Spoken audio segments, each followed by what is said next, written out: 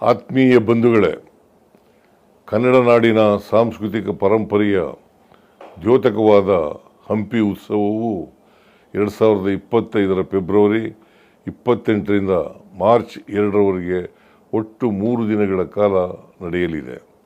ಹಂಪಿ ಉತ್ಸವವು ಕರ್ನಾಟಕದ ಸಾಂಸ್ಕೃತಿಕ ಪರಂಪರೆಯ ಸಂಕೇತವಾಗಿದೆ.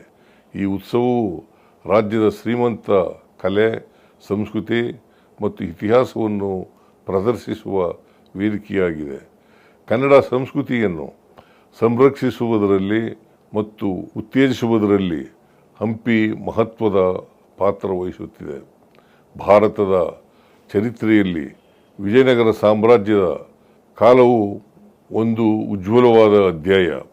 ಅತ್ಯಂತ ವೈಭವದಿಂದ ಮೆರೆದ ಹಂಪಿಯ ಕಲ್ಲುಗಳು ಈ ಸುವರ್ಣ ಯುಗದ ಗತವೈಭವವನ್ನು ಸಾರಿ ಸಾರಿ ಹೇಳುತ್ತವೆ.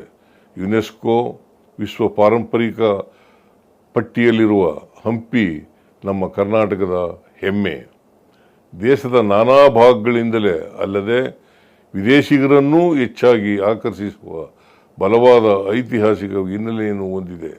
ಸುಮಾರು 550 ವರ್ಷಗಳ ಹಿಂದೆ ನಿರ್ಮಾಣವಾದ ನೂರಾರು ಸ್ಮಾರಕಗಳ ಕೌತುಕ, ಸಾಸಿವೆ ಕಾಳು ಗಣಪ, ಕಡಲೆಕಾಳು ಗಣಪ, ಉಗ್ರ ನರಸಿಂಹ, ನಾದ ಹೊಮ್ಮಿಸುವ ಶಿಲಾಸ್ತಂಭಗಳು, ವಿರೂಪಾಕ್ಷ ದೇವಾಲಯ, ಹಜಾರ ರಾಮ ದೇವಾಲಯ, ಮಹಾನವಮಿ ದಿಬ್ಬ, ಕಮಲ್ ಮಹಲ್, ವಿಶ್ವವಿಖ್ಯಾತ ಕಲ್ಲಿನ ರಥ ಎಲ್ಲವೂ ಸೇರಿ ಹಂಪಿಯು ಜಗತ್ತಿನ ಉತ್ಕೃಷ್ಟ ಬಯಲು ಸಂಗ್ರಹಾಲಯವೆಂದು ಹೆಸರುವಾಸಿಯಾಗಿದ್ದು, ದೇಶ ವಿದೇಶದ ಪ್ರವಾಸಿಗರನ್ನು, ಚರಿತ್ರಕಾರರನ್ನು, ತಂತ್ರಜ್ಞರನ್ನು ತನ್ನ ವಿಶೇಷತೆಗಳಿಂದ ಸದಾಕಾಲಕ್ಕೂ ಬೆರಗುಗೊಳಿಸುತ್ತಲೇ ಬಂದಿದೆ.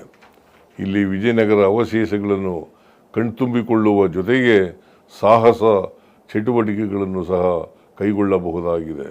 ಗತಕಾಲದ ಇಂತಹ ವೈಭವವನ್ನು ಸಾರುವ ಅಪರೂಪದ ಹಂಪಿಯನ್ನು ಪ್ರಸ್ತುತ ಸಂದರ್ಭದಲ್ಲೂ ಜೀವಂತವಾಗಿರಿಸುವ ಉದ್ದೇಶದಿಂದ ಕರ್ನಾಟಕ ಸರ್ಕಾರ ಕಳೆದ 3 ದಶಕಗಳಿಂದ ಹಂಪಿ ಉತ್ಸವವನ್ನು ಆಚರಿಸುತ್ತಾ ಬಂದಿದೆ.